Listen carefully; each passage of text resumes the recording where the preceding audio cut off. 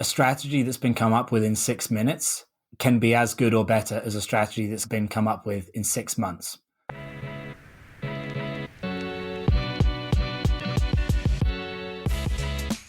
Welcome to Any Insights Yet? The podcast that explores the intersection of strategy, inspiration, and branding.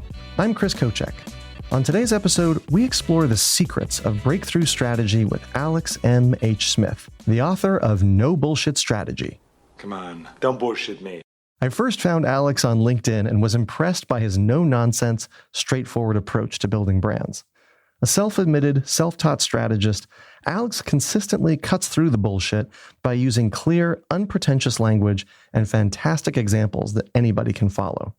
As Alex sees it, the problem with most strategy is not that it's doing the wrong thing, but that it's doing nothing at all. Most strategy falls flat, he says, because most strategy hides behind unclear language that fails to inspire action.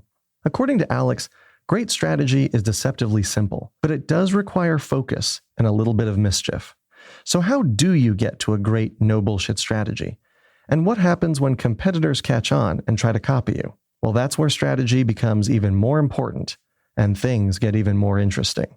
Let's get into it. What is the difference between a bullshit strategy and a no-bullshit strategy? Well, if you want the answer in one sentence, it's very, very simple. One results in massive action and the other doesn't. Because obviously, what even is the point of strategy at all? It is nothing other than a prompt, or even better, a provocation to action. So, you shall judge the tree by its fruits. You shall judge the strategy by its actions. I think we all know that most things that have the word strategy attached to them do not result in any concrete action that happens as a consequence of that strategy. Why do you think so many people get it wrong? Or they say strategy and they mean something else? Well, why do you think they can't get that right?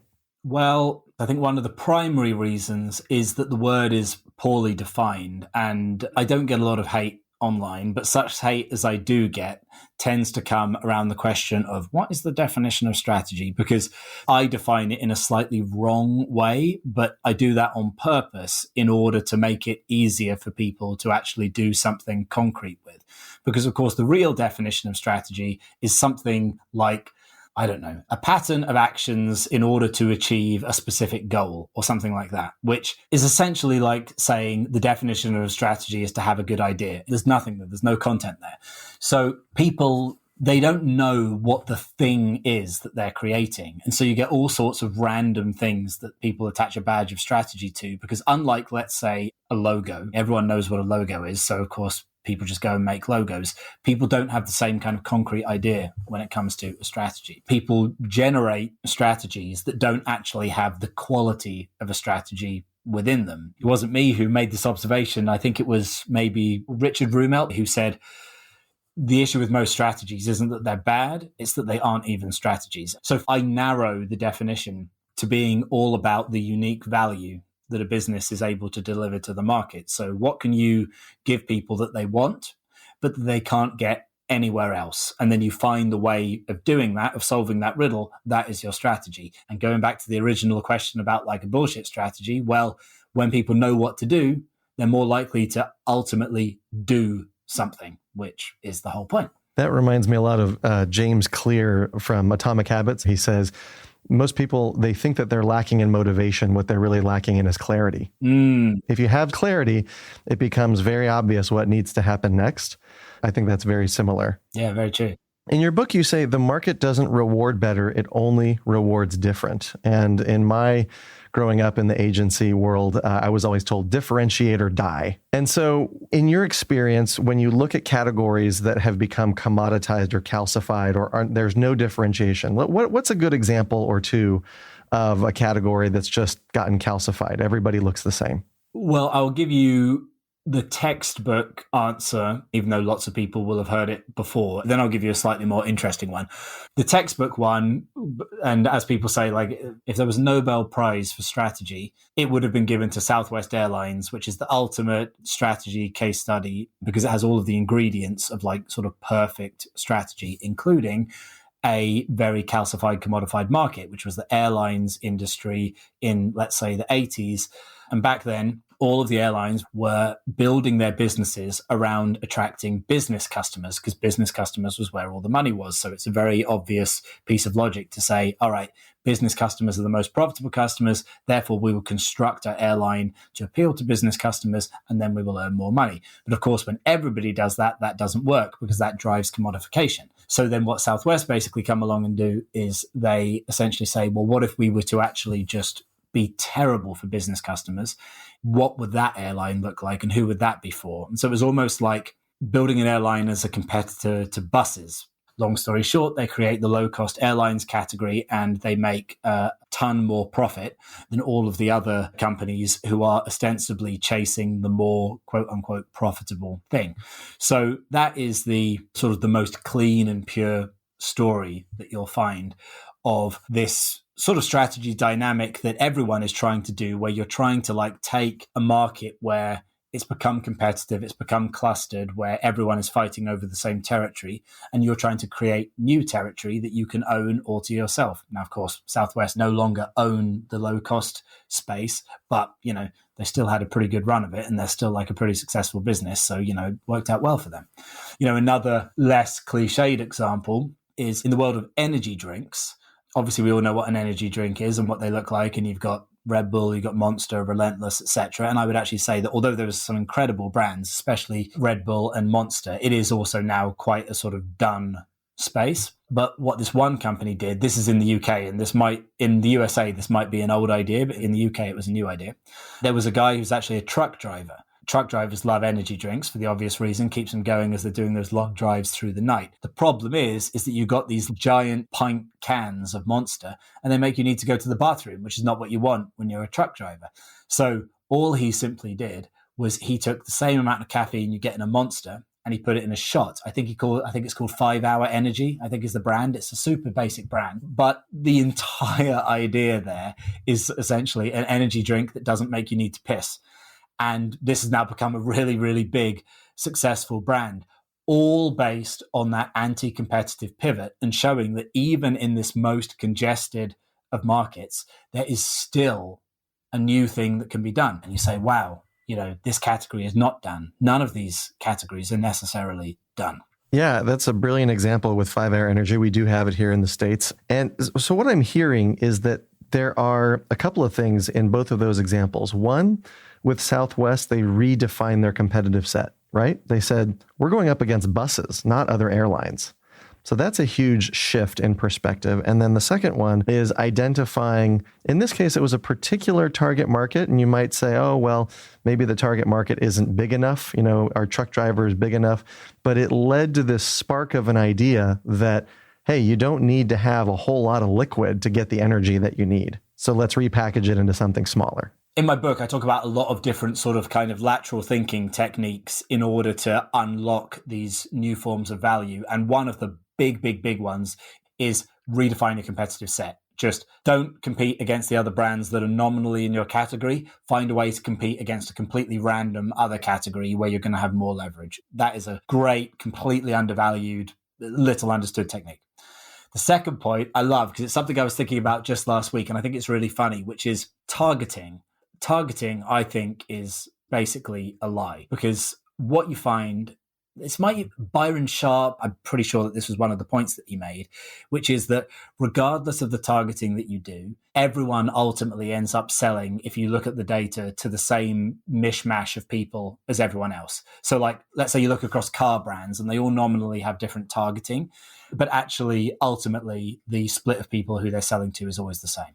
We have a protein bar in the UK called Grenade, really, really successful brand. As you can tell by its name, it looks like something designed for 15-year-old boys, but it's 50% women who buy it. And what you see from this is that like the whole notion of targeting doesn't bear any relationship to who actually ends up buying the product. But it doesn't mean that it's a worthless exercise. What it does do is it creates a more distinctive offering overall. So let's go back to the 5-hour energy thing. So yes, nominally, okay, the target of the idea is truck drivers. But then you, as you say, a person would think, oh, well, are there enough truck drivers out there? But actually, in truth, I bet if you look at the purchase profile of 5-hour energy, truck drivers are not a big part of that consumer base. What they did is they used truck drivers as a sort of ideation tool to create this new product that actually has far broader and far harder to predict applications for a much wider group of people than they ever would have imagined. So it wouldn't remotely surprise me if 5-hour energy, 25 of its sales were going to, I don't know, young mums or something completely random, because the targeting is just a way of creating a new idea. It's not a way of narrowing your consumer base. It's actually a way of broadening your consumer base. It's almost like the narrower you define your target, the more broader section of people you'll sell to, because the narrower and narrower you make it, the more and more distinctive you become, and therefore the more and more people you attract. I mean, look, Red Bull act as if their customers are all bloody professional BMX riders. And of course they aren't. But no one ever looks at Red Bull and says, oh, well, you know, I'm not really an extreme sports athlete, so I probably shouldn't be buying that. That isn't the way that people think. The whole targeting thing, I think, is fascinating because it's sort of like, yeah, it's a useful lie that we tell ourselves to drive differentiation. But if you believe the lie, then you're going to get in trouble because you'll start saying things like, oh, well, we couldn't possibly do a product for truck drivers because there aren't enough truck drivers out there. I love that counterintuitive thinking. In the US, we have a product, it's in pouches. It's called Go-Go Squeeze. There's just applesauce in pouches. I don't know if the pouch revolution has hit the UK for baby food. Yeah. That's done, yeah. But I read somewhere that Go-Go Squeeze ended up being surprised that, to your point about who is the target audience, of course, they were thinking originally for kids because pouches and baby food was very popular.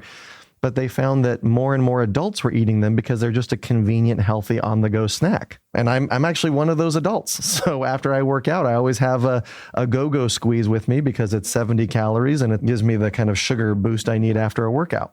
So there you go. Yeah. Love it. Yeah. It's a good example. You say in your book, the highest quality knowledge comes from observation, not number crunching. And I'm a big believer in the power of observation.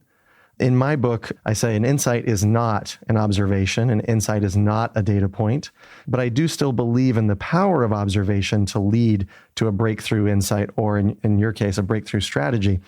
What's an observation that you've had about consumer behavior that has then led to a killer strategy for one of your clients? Well, so one thing that I think is good to sort of like clear up front in terms of this difference between a data point and an observation is that one of the characteristics of a good observation is that it doesn't require any proof because it's just self-evidently true. It's just something that people haven't really thought of or that they haven't noticed yet, actually, is the better way of putting it. Whereas like the thing with the data points is they aren't self-evident. They have to be proved by the data, and that's why they're data. And people have this like weird assumption in their heads that if it isn't data driven, then it can't be true, which is a little bit like saying, well, I don't have the data for whether or not the sky is blue, therefore the sky can't be blue. Like in people's ordinary lives, they understand this, but in business, they kind of go a bit funny. An example of a self-evident observation that actually then had massive implications for a business. One of my clients is the market leader for juice shots in the UK. So I'm sure that juice shots in the USA are quite a big thing and have been knocking around for a while. Like in the UK, they came a bit later. And when they were building the business, they were sort of building the business as a juice brand, conceived of themselves as occupying the juice category and competing with other juice brands. And a lot of their decisions were being driven by this sort of self-conception of being juice, until you actually stop and think about it and you're like, okay, look, I get that a juice shot, like a ginger shot, whatever, is made of juice. But just because it's made of juice, it doesn't mean that from a consumer perspective and a behavior perspective, it actually is juice, because no one's going to the shelf and saying, shall I get this little juice shot or shall I get this 300 milliliter orange juice? They're not the same thing. They just happen to have similar kind of components within them. The juice shots actually occupy a completely different category that's miles away in the store, which is actually quite a broad category, but we defined it as performance products. So a brand that would be a good example would be Barocca. Do you have Barocca? Is that an American brand too? I'm not familiar with it. It's kind of like a fizzy tablets that you put in water that kind of like when you have a hangover, that kind of thing. Oh, yeah. Right. Or even you could put paracetamol into this category, or even to an extent, energy drinks. Basically, all these sort of like pseudo medicinal products that people have when they're feeling a bit crap. And, they aren't quite to the point of like, taking medicine, but they're trying to kind of pep themselves up. This is a category that's got nothing to do with juice. And when you then start to realize that this is the way that people buy these products and this is what people are using these products for, it's sort of self-evident that the fact that viewing the company as a juice company was just a total red herring. That the company actually doesn't really have any sort of commonalities with juice at all, other than the fact that it also squeezes fruit in order to build its solution. The consequences for that, as you then develop the strategy of the business and the business overall, are huge. It changes the way that the business is branded. It changes where the business is merchandised. It changes the pathway of new products. Like, you do not need any data for this. This is just like something which is so clearly, obviously true. But for whatever reason, at that time, the company hadn't noticed it. And there are loads of things like that the companies haven't noticed. And every great strategy that I can think of, when you tell it to people after the fact, it sounds like, of course, that was a good idea. Yes, part of that is hindsight, but it isn't completely hindsight. A big part of it is just because these are built on readily observable truths that people just happened not to have noticed. It's the classic, why did it take them so long to put wheels on luggage kind of thing. Like, what is the data point that provokes someone to put wheels on luggage? There is no bloody data point, but just once you see it, you can't unsee it. And so every business, I think, in the strategy development process, they need to be finding that thing that once seen, you can't unsee it. I've never been in a situation where the high sophistication data side of the equation was essential to the process. Mm-hmm. Lucky you. Well, yeah, I wouldn't say that it does never happen. I suppose that is an important caveat. It's never happened to me. Yeah. I've been in far too many meetings where there's a great observation that's shared, sometimes by me even. And then, there's that nervousness, right? Of, but if we put so much energy and effort into this one observation, how do we know that it's true? And, you say, well, look around you, like refute it if it's not true. Yes, exactly. Or find something else. But that need to have the data, there's an expression, what is it? Verify with data kind of thing. And that can be helpful, but it can slow down the process. And I think these days, with more and more businesses looking for that competitive edge quickly, if you don't move quickly, you might lose the opportunity because then somebody else takes it. Yeah, I mean, there's a whole massive tangent we could go down there. But yeah, the speed is very important. And I actually think that refreshingly, quite a lot of the industry is waking up to the dirty truth, which is that actually the type of stuff that we're talking about and strategy development and all the rest of it, it actually doesn't take a long time. You actually don't need to do a year of like research and thinking and 8 months of in order to spit out a pretty bloody lukewarm idea at the end of it. I'm not saying that that is a bad process to do, but what I am saying is that in principle, a strategy that's been come up with in 6 minutes can be as good or better as a strategy that's been come up with in 6 months. It can be. And just being aware of this non-linear relationship between sort of like rigor and outcome, that is absolute nonsense. You really could fart out $1 billion idea on the back of a napkin while drunk. That can happen. So, I think we need to be intellectually honest about that. And I think companies in general who don't see that set themselves up, to your point, to be in a pretty non-advantageous position. In terms of competitors, in your book, you say great strategies produce companies which have no direct competitors at all. You guys have out there, I think, Uber and Lyft. There's Airbnb. Here in the States, we have also VRBO or Vrbo. There's Gatorade versus Powerade. What do you do with a brand who they're the first to market, so they abide by the principle you've talked about, but then copycat competitors come in and they start making commoditized claims? You can't tell the difference between Gatorade and Powerade in most ads, in my opinion. What do you do to help a brand when copycats come in and make those commoditized claims? The very, very pithy answer to this is if you can be copied, then you deserve to be copied, because that means that in whatever way, shape, or form, you just haven't built a sufficient moat around the business, which probably means that you do not have a sufficient strategy. So for the most part in this scenario, if someone's being copied, it's just because they don't have a strategy. So that's quite easy, because then it's just like anyone else. You're just like, okay, well, fine, let's develop a strategy. Now, what's slightly more tricky is businesses that are actually highly strategic, but get kind of encroached on anyway. Going back to Southwest example, greatest strategic organization in history, arguably, but like they now are just another low-cost airline. So with those situations, I think there are two main points I'd make. The first point is that the process of strategic execution is an unfolding which takes place over a very long period of time.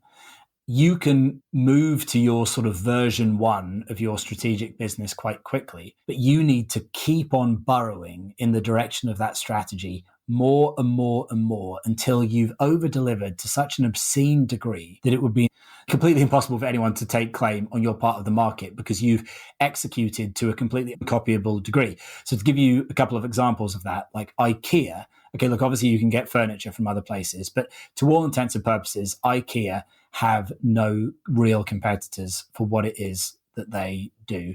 The non-consideration of other options, for the most part, is the real definition of no competitors, not can I technically buy a similar product elsewhere.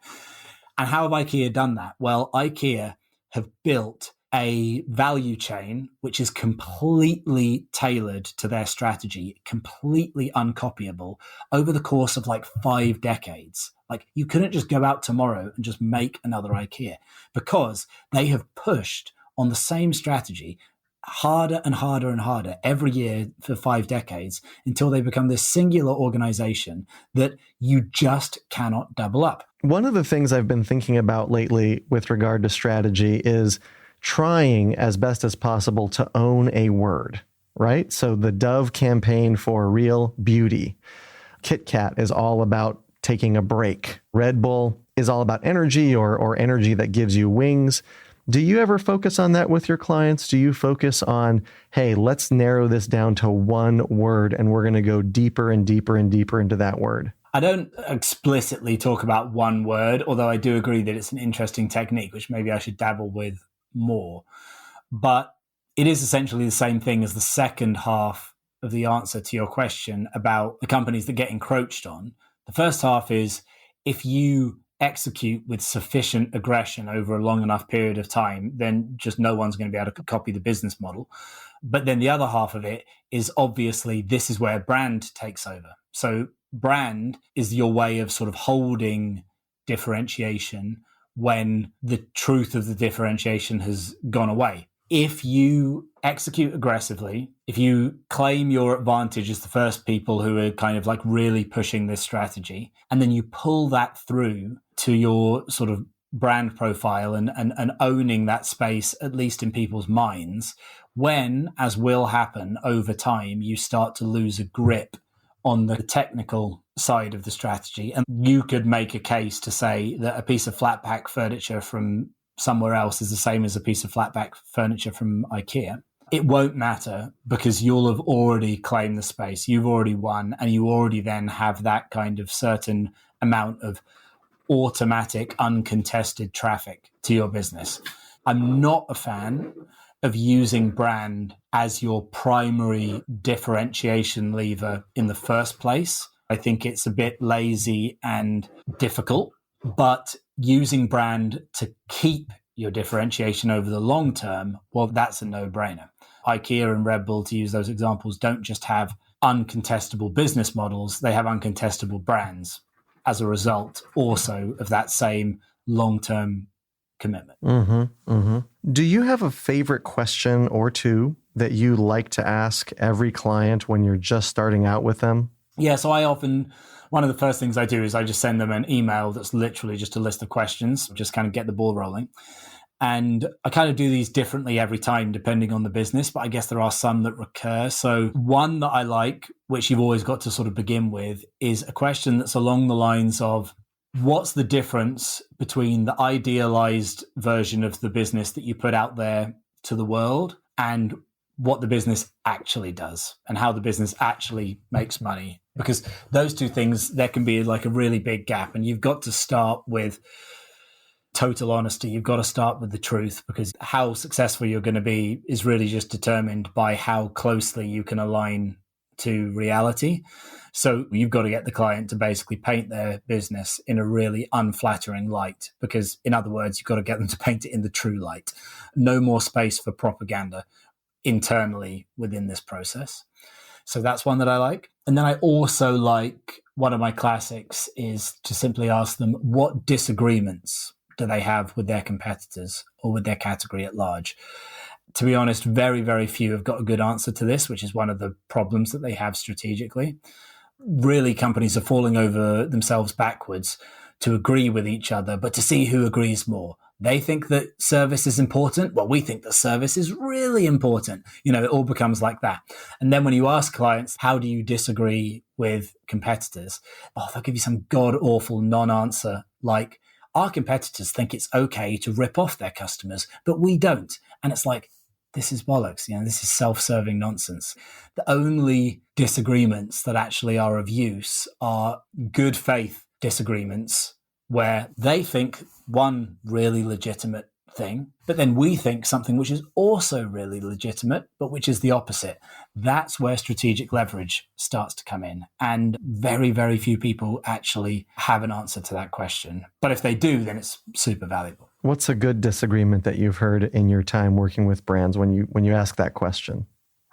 I cannot think of a single one where they just shot back with a good one. People just don't do it. But I can give you a sort of hypothetical example of a good disagreement. I mean, even with my own business and my own sort of like strategy, without getting into all of that, if you think that I'm in competition with other strategy consultants or strategy consultancies, one of the main ways that I disagree with them is that I actually don't think it's particularly important that you get the definition of the word strategy right. In my view, it's better to be a bit wrong, but to actually make something happen, than it is to be right, but it actually lowers the chance of something happening. I'm pretty sure that there are people out there who think that I'm a complete charlatan because it's like, well, that's not really strategy kind of thing. And my response to them is, you are absolutely right. And I completely respect that viewpoint. And I actually don't have a single quibble with it. I'm just taking a different approach. You do your thing, and there'll be clients out there who dig that, and I'll do my thing, and there'll be clients out there who dig that. And what's the problem? That is a good faith disagreement. It's a very interesting exercise, a good approach for brands. All right, we're going into the speed round now. These are quick questions, somewhat quick answers, depending on how deep you want to go. But what was your favorite subject in school? Oh, probably art, because it was the one that felt less like work. But I was probably best at English, but that doesn't mean that I necessarily liked it, but it was probably like the most natural one. And what did you study in college? Oh, you'll laugh. I studied American Studies because I wanted that sweet year abroad, which I got in University of Illinois, and it was amazing. And it was worth the other 3 years of complete wasted time. That's fascinating. Is there a brand whose work you admire or that you think to yourself, I wish I'd come up with that? I'm sure there are loads, but the one that immediately jumps to mind is a slight little bit of preamble. I think that the founding idea for every single brand is totally stupid. Like, you look back to the initial idea behind every single business, and it's always something that on paper I would have said, oh, no, that's not interesting. Why would I bother doing that? Which, of course, is why I'm not this super successful founder and these other guys are, because, they took a chance on a bad idea. There's only one brand where I think if I'd heard the idea before it was created, I would have been like, that idea alone is worth $1 billion, no question. And that is Tinder. I think that the swiping mechanism, which of course now all of the dating apps use, swiping left, swiping right, is such an unbelievably elegant solution to, in that market's case, the problem of rejection and reaching out to people and them not replying and all the rest of it. I just think it is the single best business idea ever, because I cannot conceive of a way that idea would have failed. And it's the only thing that I can think of that I would say that about. Excellent. What is the most recent good book you've read? Could be fiction, could be nonfiction. Well, it sounds like a made-up answer, but you've just hit me at the time where it actually happens to be true, which is I just finished, it's called The Matter with Things by Ian McGilchrist, and it's like a 2,000-page double volume, very dense book on essentially the nature of reality. So it's a real like tosser's answer to sound intelligent, but it actually happens that I finally finished the bastard a couple of weeks ago. And I mean, it is like absolutely incredible. You know, at times hard going, and definitely could have been done with being only 1,000 pages rather than 2,000 pages. But it's actually very pertinent to a lot of the stuff we've been talking about and a lot of strategy stuff, because a lot of it is a very deep explanation of why intuitive thinking is actually more accurate and powerful and true than logical thinking. So there's lots of interesting stuff about that in there. And finally, what is a piece of advice that someone gave you that you still remember to this day that influences your work in strategy? It wasn't a piece of advice in terms of sort of words, but I think about it all the time. And I would actually, yes, I'm going to go so far as to say I would attribute 100% of my success to it, which is when I was setting up this strategy department in this agency that I was working for. Bearing in mind, I knew nothing about strategy, had no experience. I was completely making it up. And there was no one in the agency who had any experience with strategy either. So, you know, I could literally just, whatever I said it was, is what it was. What they did do, however, just to sort of smooth off some of the rough edges, is they got an experienced strategy consultant to come in and just give me literally just like a couple of days of sort of mentorship, and to sort of essentially say to the agency as a whole, including me, who was going to be responsible for it, what is strategy? Everything I'm sure was great, but the thing that really stuck with me is he got up and he did this presentation with PowerPoint, and all that the PowerPoint slides were, they were just blank slides, and then just in Calibri or whatever the default font was, he just bashed, you know, a word or a sentence or whatever onto the slide, maybe then like with another arrow bashed it. There was no template, there was no adornment, there was nothing, just these like brutally raw slides that he had just like started with a complete blank sheet of paper and just like, I'm just going to, what do I want to say on this slide? I'll put that there, that's what I'm going to talk about, on to the next one. And at the time, the idea that you could make presentations in such a brutal and direct way, it changed everything about the way I did presentations. And because I think that fundamentally, like, ideas are only as good as the sell of the idea. In fact, I saw a tweet the other day, which I half agree with, which was saying, there's no such thing as a good idea or a bad idea. There are just people who are good at selling ideas and people who aren't good at selling ideas. And the actual idea itself is completely random. So I kind of believe that. And the way that he did these slides, I built my entire sort of communication method on these slides, because to see this person who was very successful and senior, and he came in and presented in such a raw and stripped back and unprofessional, quote unquote, way. And it actually made the impact of what he was saying 10 times higher than if it had seemed somehow official or whatever.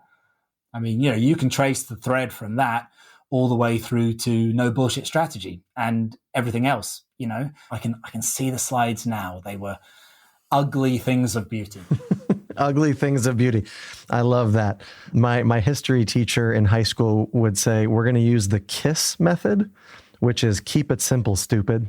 Yep. Easier said than done. Easier said than done, isn't it? Yeah. I mean, you don't come across it very often. And what it does do, which is the beauty of it, is that if you're going to be that raw, well, what you're saying had damn well better be interesting, because you're putting 100% of the pressure on the content and the content alone. I love it. No bullshit. Keep it simple. Thank you so much for your time, Alex. Really appreciate it. Yeah, thanks a lot. It was fun. Thanks again to our guest, Alex M.H. Smith. Make sure you check out his book, No Bullshit Strategy, on Amazon or wherever you like to buy amazing books. If you want to connect with Alex, you can find him on LinkedIn at Alex M.H. Smith, or you can visit his website, basicarts.org, where you can sign up for his newsletter, The Hidden Path, which will give you a new strategic idea each week that will help you and your organization create massive value.